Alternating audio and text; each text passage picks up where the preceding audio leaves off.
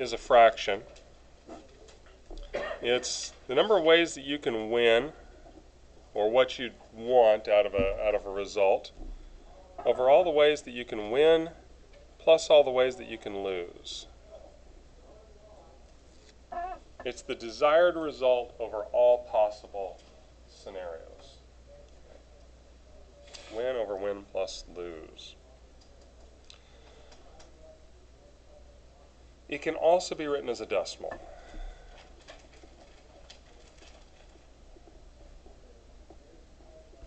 Okay, but it's thought of as a fraction generally. So in terms of a coin, what's the probability of heads? Wait a minute, you said 50-50? 1 out of 2. And the probability would be a fraction or a decimal. You could say 0.5, or you could do 1 out of 2. There's one head out of 2 possible things. And let's not do the what if. What if it ends on the side and stays on the side? Has anybody actually ever seen that? Because I've never seen that, and I don't think I ever will. Okay? It only happens in movies. That's a what if. All right. The next one that I want you to know about is chance, or chances. Chance is simply probability written as a percent.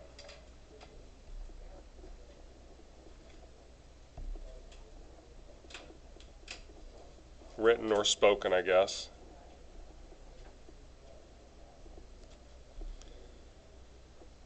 So the chance of getting heads, we commonly say 50-50, but the chance of getting heads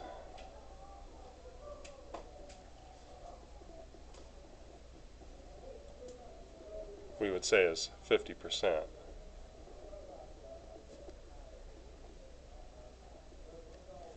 Fifty-50 is the same idea. I don't think chance actually, I haven't read through the whole chapter yet. It didn't come up in our last book, but I always made sure that people understood that there's really not a difference between chance and probability. It's just when they're talking about chance, we refer to it in percent. But I don't get picky about that. So there is one other one. And again, I don't know that this is going to be mentioned in this book. It's not mentioned in the first part, but odds.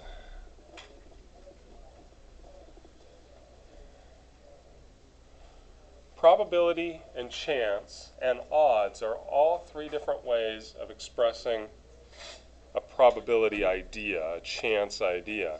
But odds are a little bit different. It's a fraction, but it's the number of ways that you can win over the number of ways that you can lose. Now, a coin is actually a bad example, in my opinion, of how to write odds. Because what would the odds be of a coin toss for heads? That's right, 1 over 1. Which, if you don't understand what's going on in the fraction, you might look at that and go, well, that's 1, right? When it's really not. So it's a 1 out of 1. A better example would be a die. So if I roll a die and I want to get a 5, let's say. I got a 5. Here, Now we all get hundreds. yeah. I better roll again so you know that it's not 2. It's weighted. It's a 4. Okay, it's not weighted. It's good. Okay. So if I want to roll a 5, so the probability of rolling a 5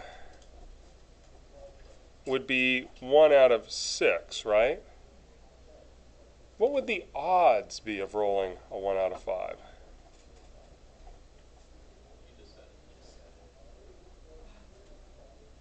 I'm sorry, odds of rolling a 5.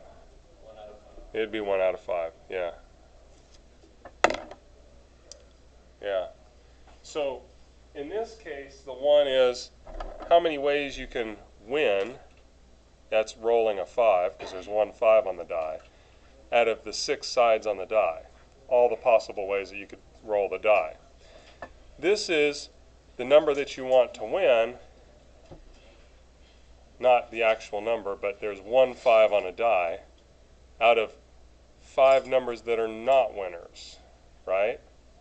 Winners over losers. Who do you think uses odds? What?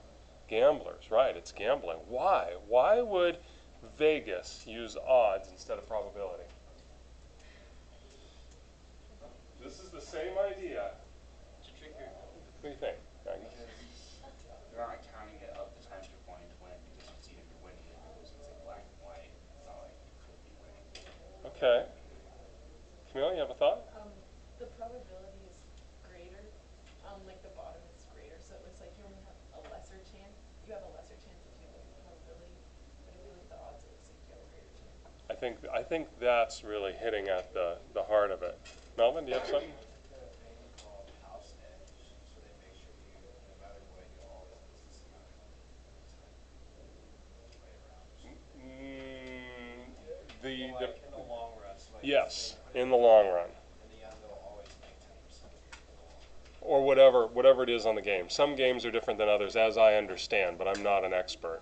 Yeah, the house always has an advantage in some way or another. If you take roulette, for example, you've got a roulette wheel where it's got black and white, or black and red, right?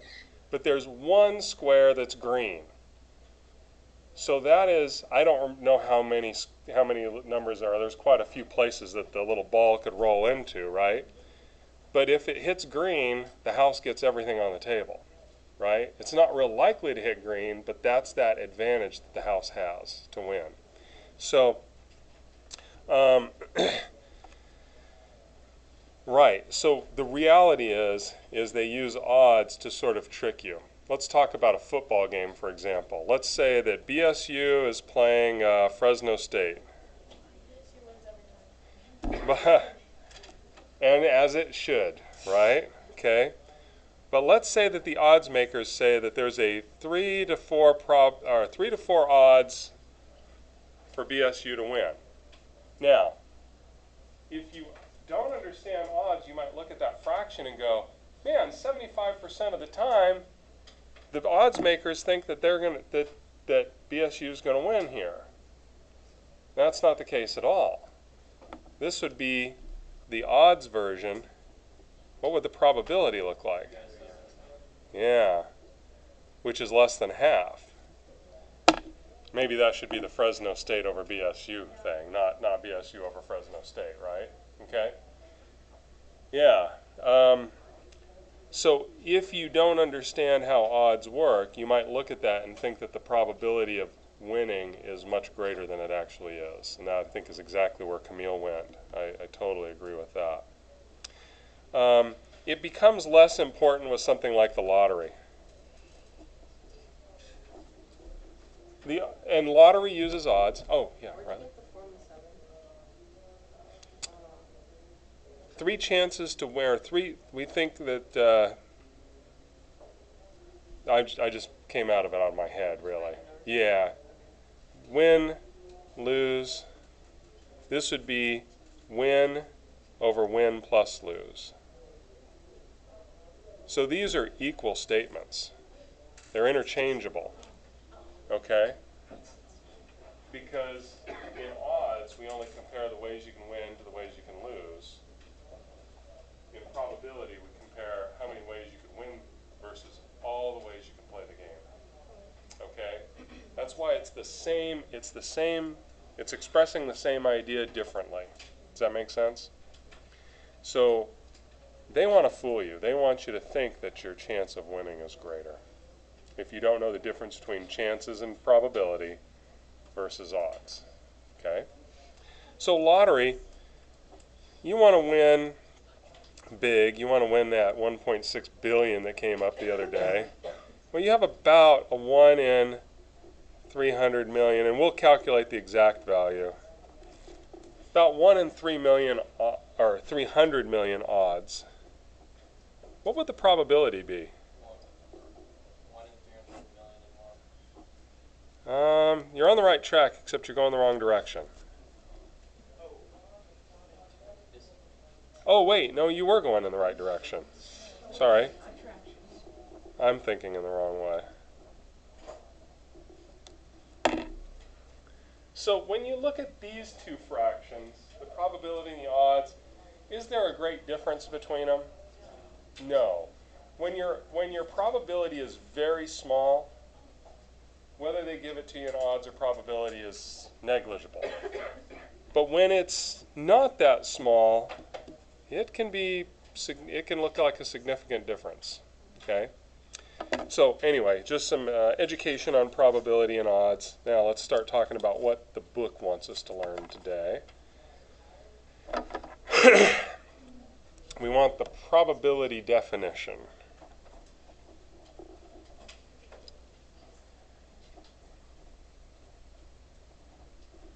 The definition of probability is the probability of any outcome of a chance process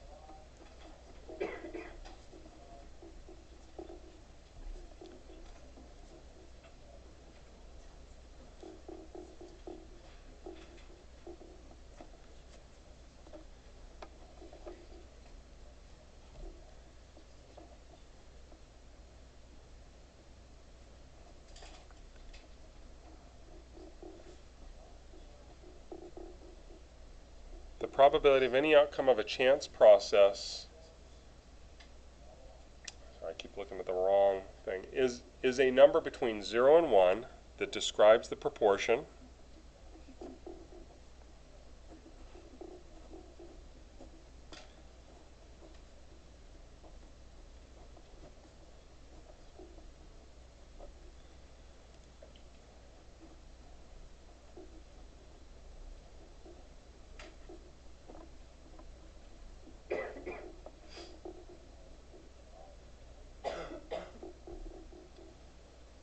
of times the outcome would occur in a very long series of repetitions. Between 0 and 1 that describes the proportion of times the outcome would occur in a very long series of repetitions.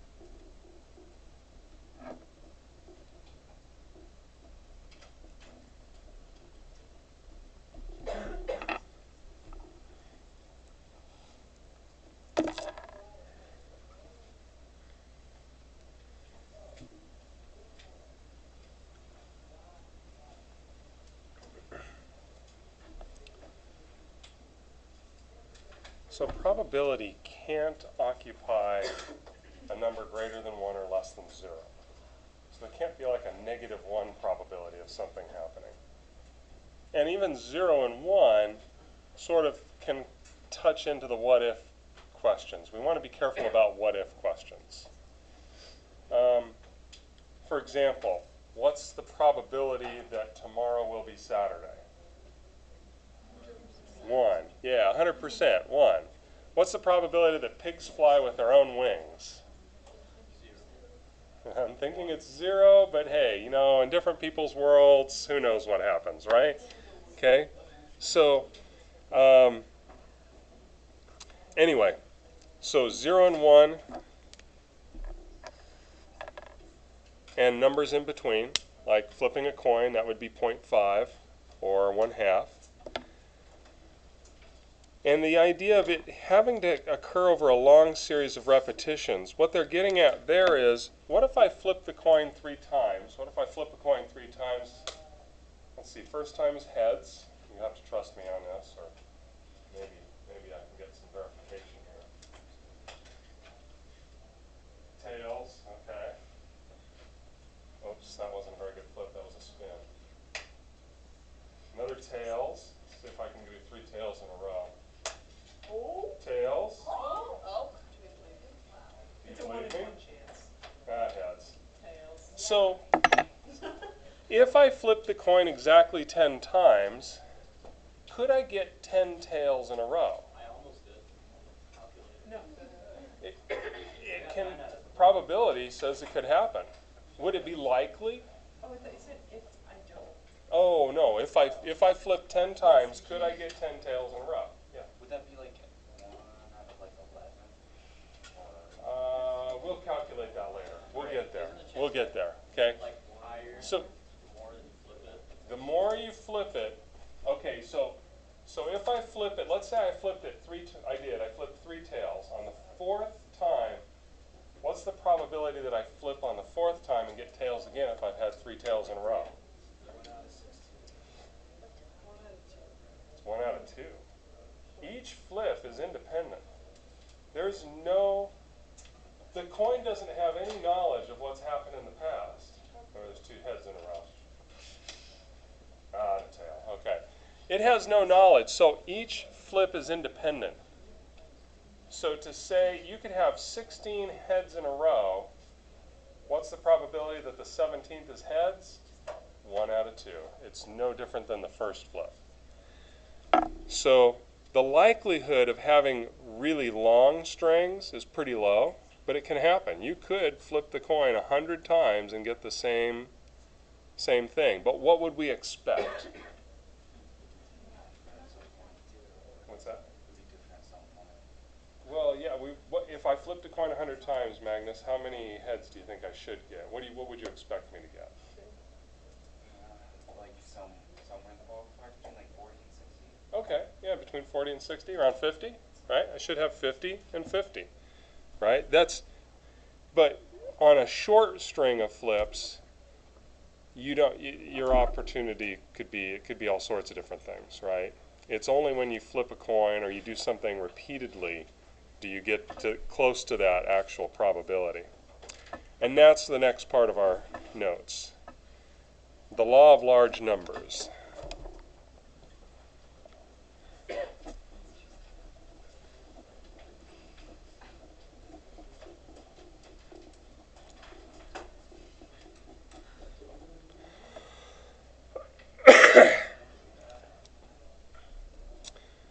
The law of large numbers says that if we observe more and more repetitions of any chance process, the proportion of times that the specific outcome occurs approaches its probability. If we observe more and more repetitions,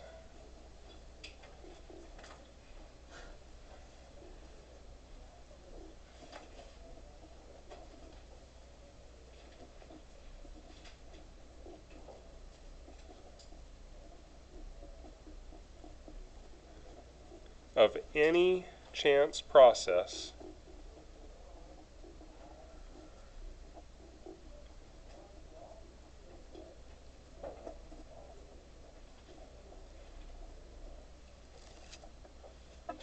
the proportion of times that a specific outcome occurs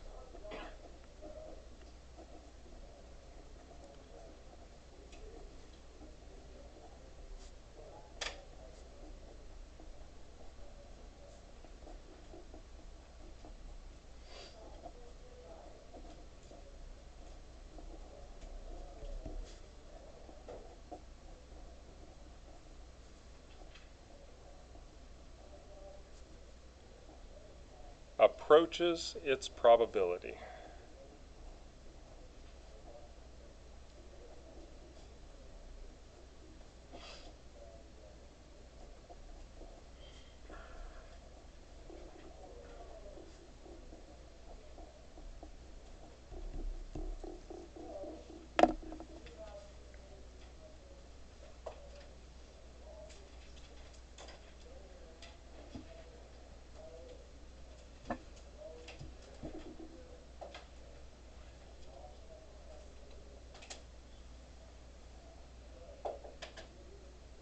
So this is getting at basically where I was kind of heading with you here a minute ago. If I flip the coin 4 times, even though we know the probability is 1 out of 2, I should get 2 heads and 2 tails. That's what the probability says. But how unlikely would it be for me to get 4 tails, or 3 tails and a head, or 4 heads? It's really not that unlikely. Yeah. This kind of falls in line with like the larger the sample size number. Exactly. Exactly. The larger the sample, the more accurate it is. It's really no different. You're right, Riley. That's exactly right. So if I flip the coin 1,000 times, would it be realistic, would it be likely for me to get all heads or all tails? Not at all. In fact, if to get 750 heads and 250 tails or something like that would be extremely unlikely. So the more times you repeat something, the closer to that probability that you expect it to happen will show up. Now, if I flipped it 1,000 times, is there a guarantee that I'm going to get exactly 500 and exactly 500? No, in fact, that's probably not going to happen. I might have like 510 and 490 or something like that, but I'll be close to the 50-50. And the more times you do, the closer you'll get. All right, one last thing here, simulation.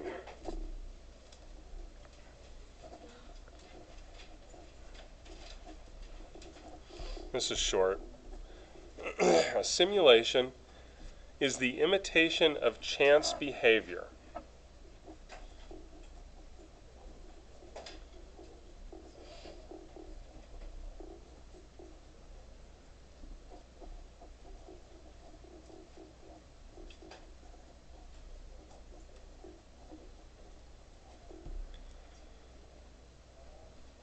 Based on a model that accurately reflects the situation.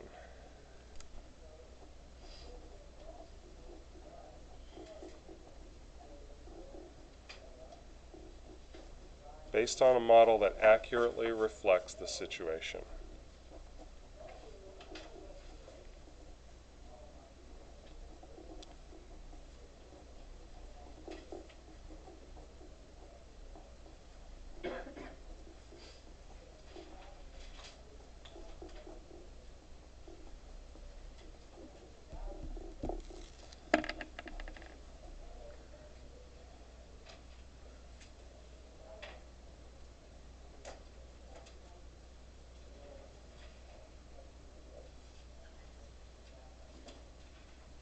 Can anybody think of a real-life situation that flipping a coin is a model for?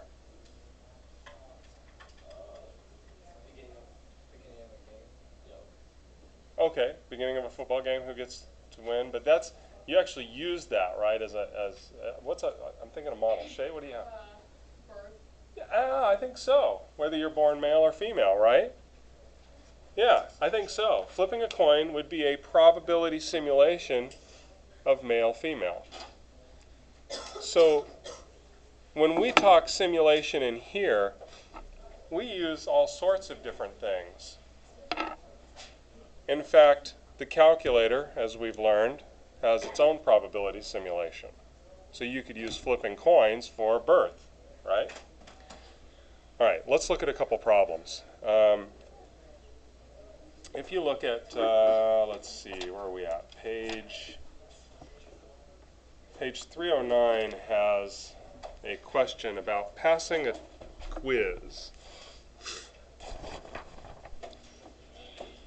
And we're going to use the calculator a little bit on this. I want to go over this one just simply so you can see what sort of possibilities there are. Because there's lots of ways that you can be creative using these calculators. Will Luke pass the quiz? Luke's teacher has assigned each student in his class an online quiz which is made up of 10 multiple choice questions with 4 options, so A through D. Luke hasn't been paying attention in class and has to guess on each question. However, his teacher allows each student to take the quiz 3 times and will record the highest of the 3 scores. A passing score is 6 or more. We want to perform a simulation to estimate the score that Luke will earn on the quiz if he guesses at random on the questions. So describe how to use a random number generator to perform a trial of the simulations. Okay. Here's how we can use our calculators as a random number generator. So we've done this before a little bit. If you go to math, go ahead and do that with me. If you go to math and you go over to probability. Now,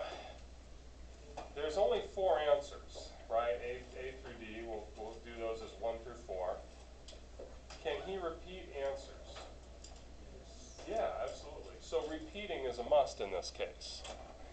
So we want random integer, randint, lower number 1, upper number 4. You could do 0 and 3 if you wanted to, something like that.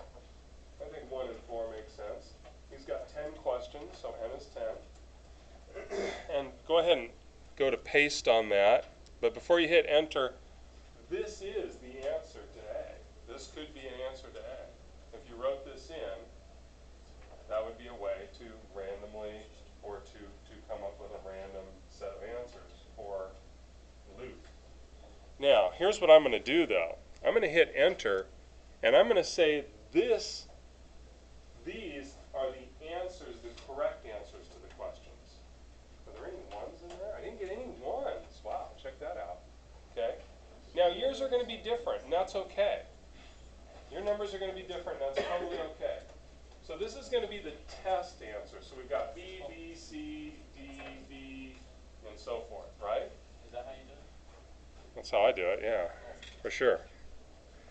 Or maybe not, I don't know. I thought teachers would just do it willy-nilly, and just put like 4 C's in a row to throw you off. Maybe we do.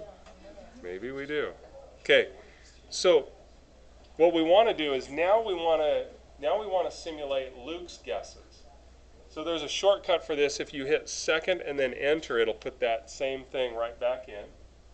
So this is the correct answers for the test. This will be Luke's first attempt, and I'm going to see how many times did he match. And you guys do the same thing.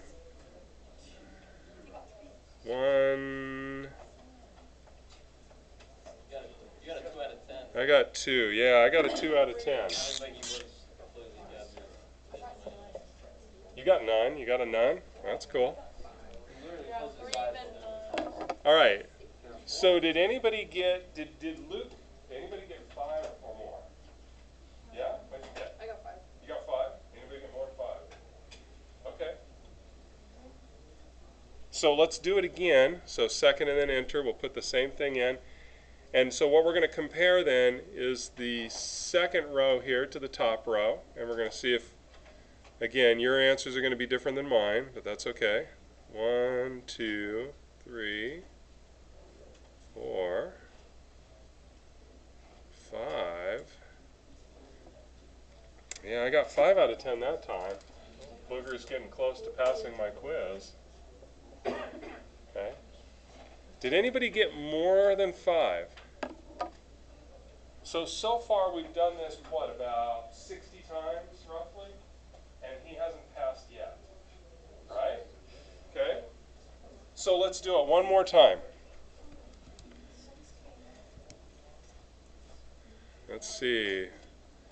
Nope, nope, nope, nope, nope, nope, nope, nope, nope. Oh, he got 1.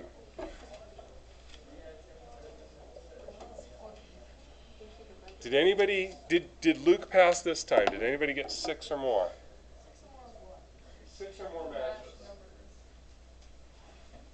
This is these, now your numbers are different than mine. Did he match?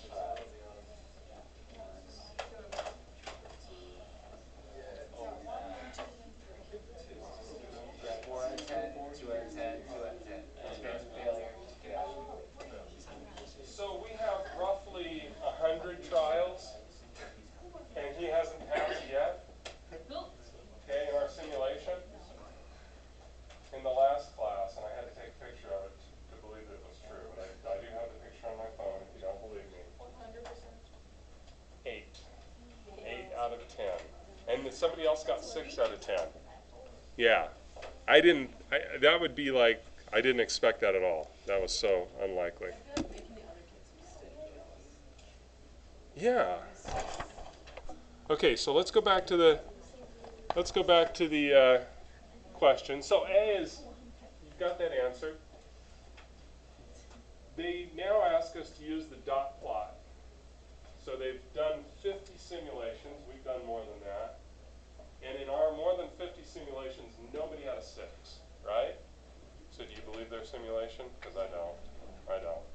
Actually, I think it's skewed So explain what the dot at 1 represents.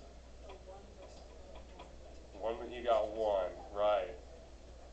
And use the results of the simulation to estimate the probability that Luke passes the quiz. So if you use their simulation, the probability that Luke passes the quiz is going to be 5 times out of 50. So about 10% of the time. But what did we find? We didn't even find 1% of the time, right? I like those chances. You like those chances? Guessing is not a good strategy. All right. Yes? Redoing probability would be 5 out of 55. No, because there's 50 total there. 5 of them are 6 or more. Yep. No. Out of total 50. Yeah.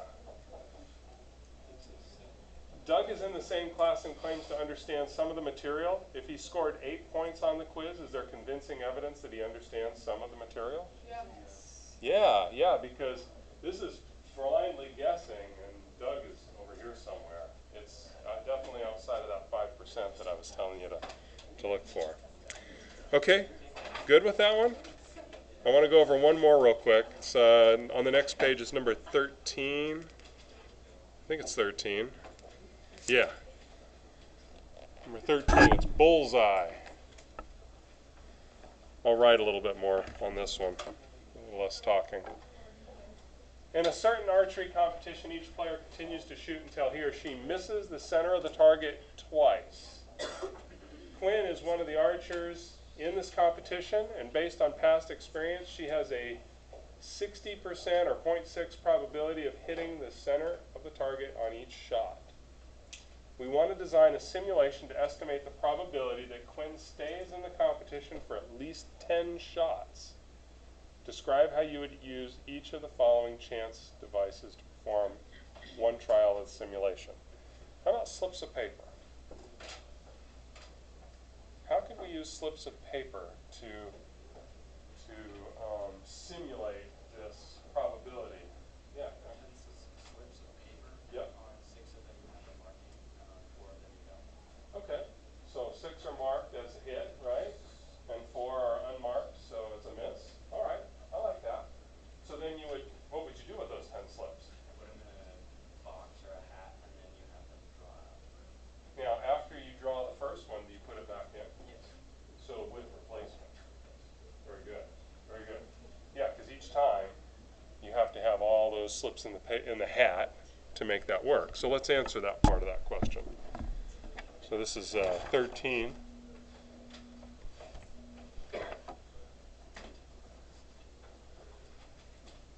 Ten slips of paper. 6 are marked. How about, can I put an H for hit? And 4 are unmarked maybe, or you could, I guess you could do M for miss.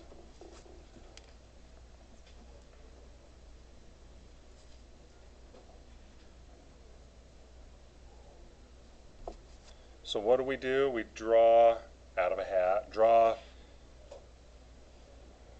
a slip. Yeah, random draw.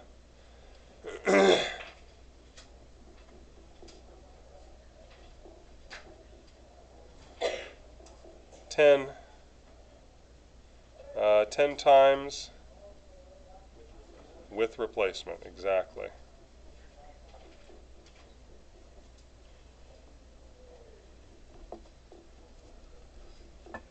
So that would represent the 10 shots. Now, what if on the first shot they miss, or she misses, on the second shot she misses? Do you have to draw the other 8 times? I wouldn't think so, right? She's out of the game. So the question is, how often would she, or how likely is it to get through all 10 draws? It's probably not all that likely, but it is likely.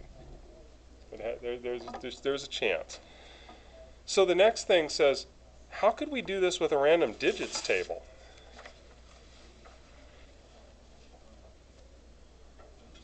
Remember, you can pick anywhere to start on a random digits table. How would you organize this 60%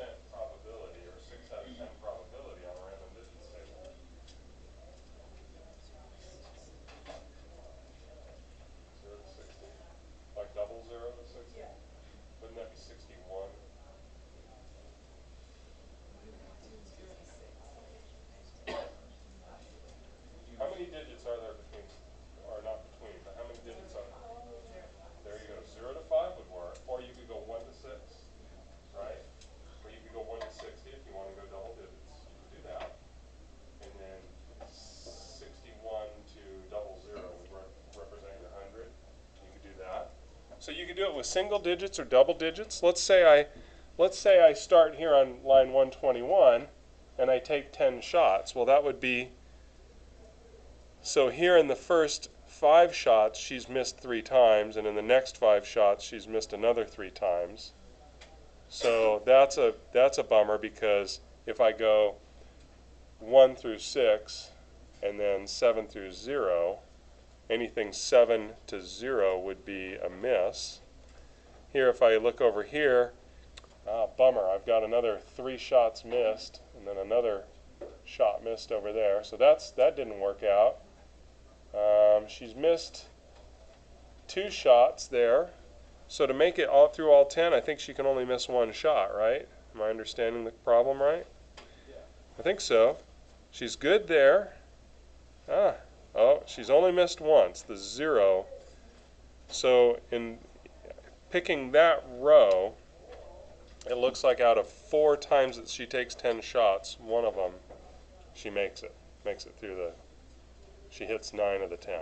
Yeah. How accurate is this method? Pretty accurate. Yeah. Yeah. Yeah. It works just fine. So essentially you could do it with a die as well. You could roll a die, right? A 10-sided die. It'd have to be something special. 10-sided die. Or you could do 3 out of 5. 1s, 2s, and 3s are hits. 4s and 5s are misses. And if you get a 6, you skip it and you roll again, right? You could do that. There's lots of different ways you could model that. But with a random digits table, it's pretty quick. All right, so B, 1 through 6 is a hit. 7 through 0 is a miss, something like that. And then you just pick a line to start. Yeah. You can also just use D100. A D100? Yeah. Do they make a 100-sided die? Oh, yeah, they make 100-sided dice, and they also make stat dice, where it's D10 to 100, and then D... Oh, I have some of those. Yeah, I have some of those. So it'd be a double roll in that case. But yeah, you could use a die. So on the last one is a random number generator. So when they ask random number generator, I don't want you going to the calculator or the computer or anything. Go to the calculator. We're trying to represent a 60% probability. I'm thinking there's a few different ways you could do this. Let's see if we can come up with a way in our probability simulator. So if you go to App, Probability Simulator. I bet there's a few different things I could do. I don't think rolling it or tossing coin is going to work. Let's go to Roll Dice. Now, a die has 6 sides. But the nice thing is that we actually have the power to change that in here. So I'm going to set this 1 die, but I'm going to choose 10 sides. Did you see that? So I go to Set. It's Zoom is what it is. Set. Arrow down there to go to 10. Frequency, I think everything else is fine there. We're going to go OK. It changed it. Yes, we want to change it. Of course we do. And then we're going to roll. Oops. Roll. Now, once you roll once, you can keep rolling once until you get to 10 rolls, or you can clear that and just do 10. That's quicker. I'm just going to go 10 rolls all at one time. Okay. So on this particular, and if I arrow over, it'll tell me the frequency of those. So I got 2 2s, 2 3s, and everything else was a miss, right, on this one. So we didn't make it that time. And if I roll again, I clear, then do 10 again. There again, I think she missed too many times. It looks like she only hit a few times there. And if I do it again, I'm getting too many misses. This girl's probability. Yeah, she's not doing that good.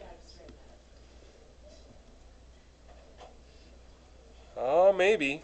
Maybe. Yeah, I think that one's going to work, except she's got 2 misses at the 8, so I think you can only have one 7, 8, 9, or 10, right? So here's a way that you can do a simulation, a 10-sided die.